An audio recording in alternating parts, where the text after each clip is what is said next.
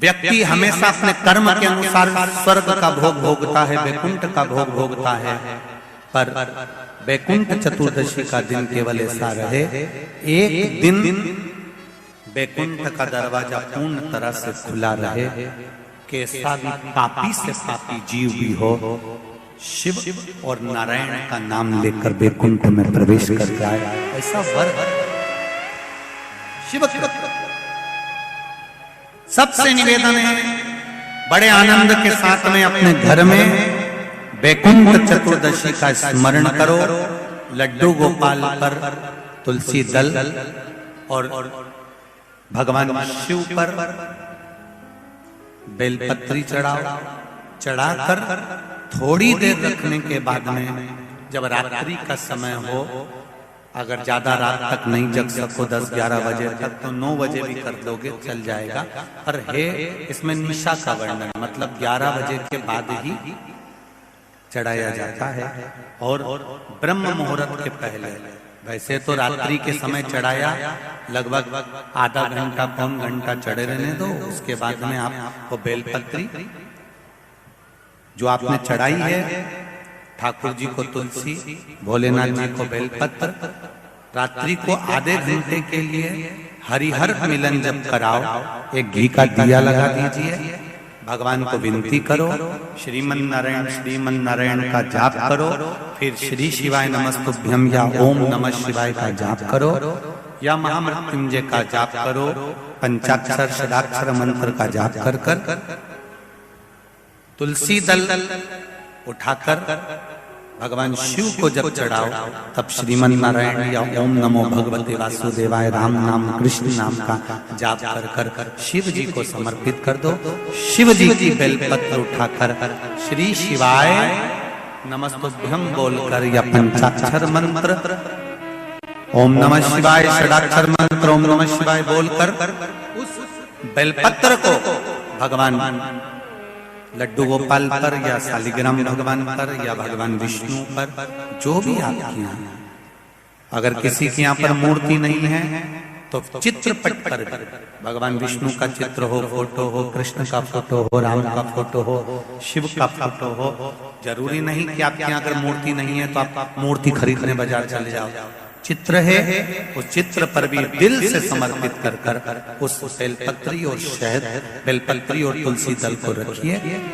अगर साल भर वैसे ही रखना है किसी कार्य के लिए तो वैसे रखो, और अगर बच्चों के लिए तैयार कर रहे हो तो उसको शहद में डालकर रखकर बच्चों को अवश्य उसको चढ़ा। विद्वत्ता के लिए, बुद्धि की, आनंद की ऐसी सुंदर। कार्तिक के महीने में जो दीपदान होता है, माताएं सवेरे घाट पर स्नान करने जाती हैं तो वहां दिया लगाती हैं। शाम को तुलसी का क्यारा, दरवाजा सब दूर दीपदान होता है। केवल कार्तिक के महीने में पूरे महीने जो दीपदान होता है वो शाम के समय पर, सुबह के समय पर, आप जब सुंदर कार्तिक स्नान कर रही हो तब, या शाम के समय पर दीपदान करती हो। पर पूरे कार्तिक के महीने में केवल एक दिन ऐसा होता है जिस समय शाम को दीपदान नहीं होता, बल्कि मध्य रात्रि में दीप का दान होता। कौन सा दिन है वो? पूरे कार्तिक के महीने में केवल एक दिन ऐसा होता है जिस दिन मध्य रात्रि में दीपदान होता है, ना सुबह ना शाम। हाँ, सुबह शाम आप तुलसी जी को लगा रहे हो अपनी जगह पर तुम अगर कार्तिक के महत्तम का स्मरण कर रहे हो, कार्तिक का स्नान कर रही हो, कार्तिक नहा रहे हो, या कार्तिक का व्रत कर रहे हो, या पचवीगन का व्रत कर रहे हो, या भीष्म पंचक का व्रत कर रहे हो,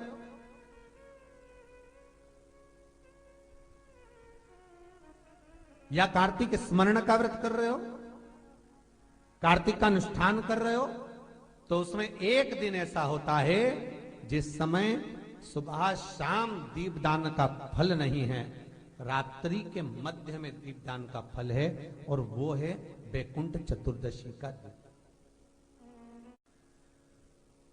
पूरे कार्तिक के महीने में केवल एक ही दिन रहता है जिस दिन शाम के दीपदान का फल नहीं है, मध्य रात्रि के दीपदान का फल। दीपावली पर जो दिए लगाए वो 11 दिए, 21 दिए, 5 दिए, 7 दिए, ऐसे लगाए जाते हैं। एकादशी के दिन जो दीपदान करा उसमें 11 दिए, 7 दिए, 21 दिए, ऐसा दीपदान होता है। पर बैकुंठ चतुर्दशी का जो दिन है महाराज, इस दिन रात्रि को 11 बजे से लेकर 12:30 के बीच में दीपदान होता है और 14 दिए का दान होता है महाराज। इसमें 14 दीप का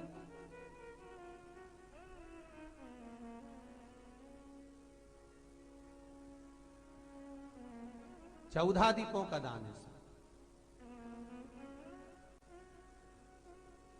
निवेदन है आप सबसे कि प्रयास करना कि घर के बाहर आप एक दीप, जहां पर आपका जलाशय है, पानी का स्थान है, वहां रख दें और एक दीप तुलसी के क्यारे के पास रखें। बाकी के दीप आप घर के बाहर लगा। 14 दीप। देव दीपावली किसको कहते हैं? देव दीपावली का दर्शन कभी करना, 2 जगह पर करना। एक कार्तिक पूर्णिमा का दर्शन कभी करना तो देव दीपावली पर काशी में जाकर करना, और कभी मौका मिल जाए तो हरिहर मिलन, भगवान विष्णु और भगवान शंकर का मिलन का दर्शन कहीं करना तो एक बार उज्जैन में जाकर करना। उज्जैन में बैकुंठ चतुर्दशी के दिन जब हरिहर मिलन होता है, भगवान भूत भावन महाकालेश्वर कैलाशी अविनाशी मेरा शंकर पालकी में बैठकर भगवान कृष्ण के मंदिर गोपाल मंदिर जाते हैं, भगवान नारायण के मंदिर जाते हैं, कृष्ण के मंदिर, और वहां जाकर मेरे शंकर पालकी में से सारे फूलों को हटा दिया जाता है। शंकर और भगवान नारायण को आमना सामना कराया जाता है। आमना सामना कराते समय भगवान नारायण के गले की पुष्पमाला गिरती है, शंकर भगवान की बेलपत्र गिरती है। नारायण की वो माला तुलसी शंकर को चढ़ाई जाती है, शंकर की गिरी हुई बेलपत्र नारायण को चढ़ाई जाती है, और पालकी 7 बार घूमकर वापिस महाकाल की उस मंदिर में पहुंच जाती है। कभी और दुनिया की इतनी आतिशबाजी की शायद भारत की भूमि पर कहीं इतने फटाके फूटते होंगे जो उस समय पर फूटते हैं जब हरि और हर मिलते हैं उज्जैन नगरी।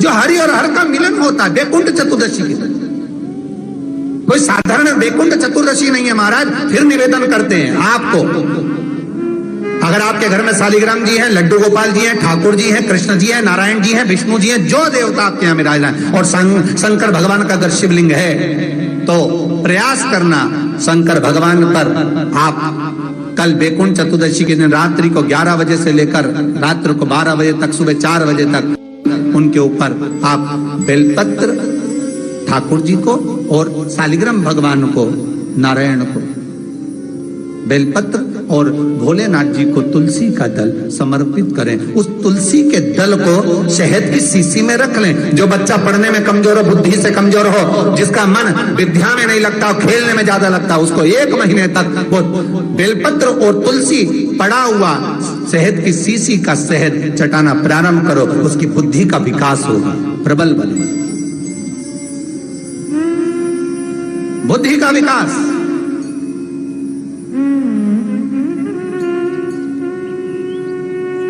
उसकी बुद्धि तीव्र होगी, बढ़ेगा, चित्तवृत्ति लगेगी,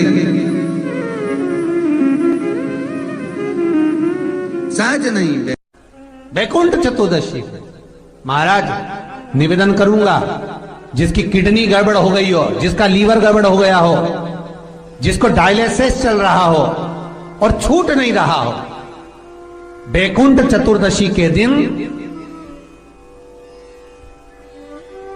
नदी के घाट पर, नदी, तालाब, सरोवर, कुआं, बावड़ी जो हो, उसके तट पर 14 दीप लगाकर, पीपल के पत्ते पर शहद डालकर और उसमें एक काली मिर्ची शंकर जी का नाम डालकर बोलकर उसमें चढ़ा दें। उसी पत्ते की काली मिर्ची, थोड़ा सा शहद घाट पर डाल दें और उस पत्ते को घर पर लेकर आ जाए।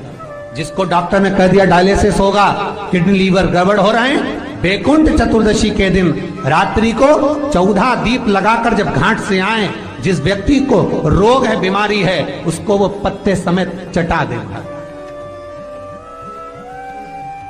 और फिर जाकर आप 8 दिन 10 दिन बाद जांच करवाओ, आपको उसका फल प्राप्त हो जाए। पर विश्वास रखकर, क्योंकि हरि और हर मिलन कोई साधारण नहीं है। बैकुंठ चतुर्दशी के दिन भगवान नारायण भगवान शंकर से मिलने के लिए काशी गए थे। काशी कैसे पधारे? तो भगवान विष्णु बोले काशी आने का कारण केवल इतना है कि बैकुंठ में मन नहीं लग रहा, तो सोचा मेरे भोलेनाथ जी से मिल आऊं।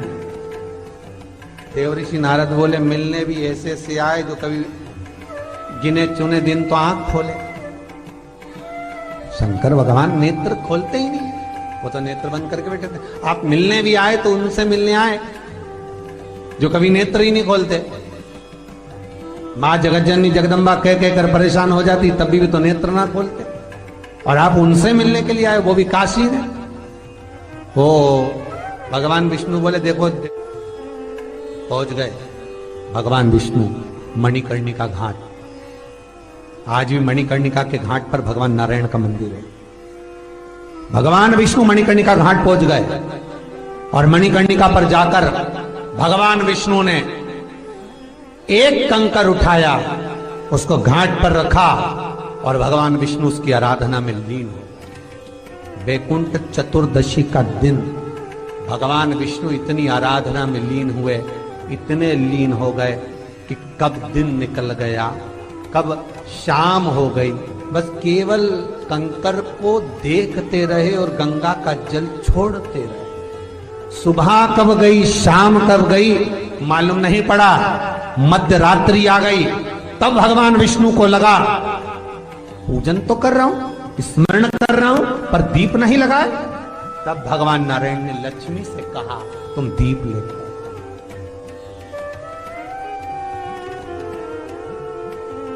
लक्ष्मी थाल लगाकर 14 दीप लगाकर शिव के सम्मुख लेकर आई। शिव इसलिए आज भी बैकुंठ चतुर्दशी के दिन सुबह और शाम के दीपदान का महत्व नहीं है, सबका है मध्य रात्रि के दीपदान का महत्व। और मध्य रात्रि के समय, मध्य रात्रि के अनुकूल में मां जब भगवान भूल गए तब लक्ष्मी जी दीप लेकर आई, प्रज्वलित किया। भगवान शंकर वहीं पर सम्मुख प्रकट हो गए। तब जैसे देवऋषि नारद ने कहा था कि कंकर में शंकर है, भगवान विष्णु ने देवऋषि नारद को हृदय से लगाया था, तब भगवान नारायण के सामने शिव प्रसन्न होकर भगवान नारायण को गले से लगाते हैं। इसको हमारे हिंदू धर्म में हरि हर मिलन कर, इसलिए बैकुंठ चतुर्दशी के दिन हरि हर मिलन। हर हर महादेव। दोस्तों, बैकुंठ चतुर्दशी का दिन बहुत ही उपयोगी है। इस दिन हरिहर का मिलन हुआ था, इसलिए 14 दीपक का उपाय अवश्य करें तथा जिस घर में कोई व्यक्ति बीमार हो उसको पीपल के पत्ते पे शहद लगाकर चटा देने से उसकी बीमारी दूर होती है। हर हर महादेव।